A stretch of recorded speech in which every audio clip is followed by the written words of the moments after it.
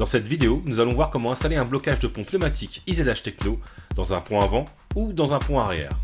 Voici le colis que vous allez recevoir.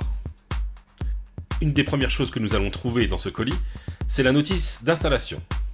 Celle-ci est en russe, mais nous allons voir dans cette vidéo comment installer le blocage point par point.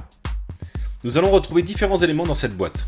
Dans un premier temps, vous aurez le blocage pneumatique. Viennent ensuite les plaques de montage. L'une d'entre elles est équipée d'un poussoir pneumatique. C'est celui-ci qui fera enclencher le blocage lorsque vous aurez besoin de l'utiliser.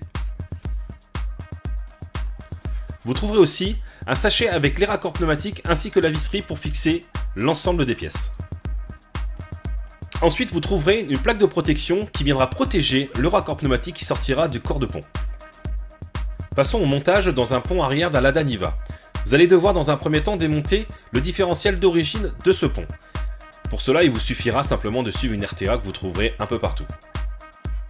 Ensuite, nous allons percer un trou d'un diamètre de 10,7 à 10,8 mm afin de faire un filetage de M12 par 125. Vous trouverez la position de ce trou dans la notice d'installation. Nous allons prendre le raccord en laiton qui viendra se fixer sur ce trou avec le joint torique noir que vous devrez mettre au préalable.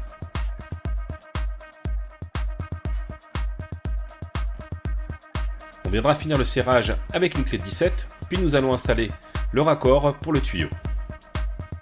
Passons à l'intérieur du pont. Nous allons fixer le raccord à 90 degrés sur le raccord en laiton que nous venons d'installer.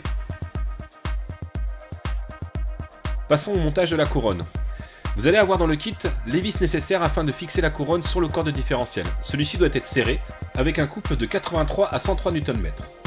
Nous vous conseillons de monter des roulements neufs sur la cage de différentiel afin de l'insérer dans le corps de pont. Il faudra effectuer un réglage du couple conique comme indiqué sur les RTA.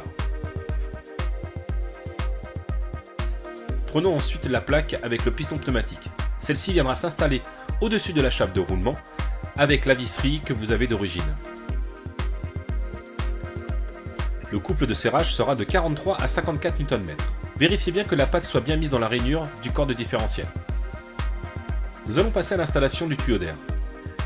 Vous allez devoir le passer dans le clips prévu à cet effet et le connecter sur les deux connecteurs rapides. Faites bien attention que le tuyau ne touche aucune pièce mobile. Maintenant, nous allons régler la garde de l'actionneur pneumatique. Pour cela, on va dévisser légèrement les vis qui tiennent l'actionneur, puis nous allons mettre la bague en position 0. Prenez ensuite une cale de 0,1 mm que vous allez insérer entre le doigt de l'actionneur et la bague mobile. Afin de garder le réglage en place, il ne reste plus qu'à resserrer avec un couple de 1 à 3 Nm. Pour finir, nous allons mettre en place la protection afin de protéger l'arrivée d'air.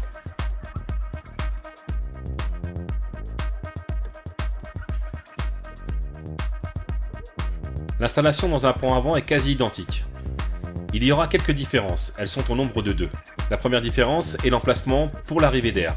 La seconde est le raccord à utiliser. Vous le trouverez dans le sachet avec toute la visserie et les raccords prévus à cet effet.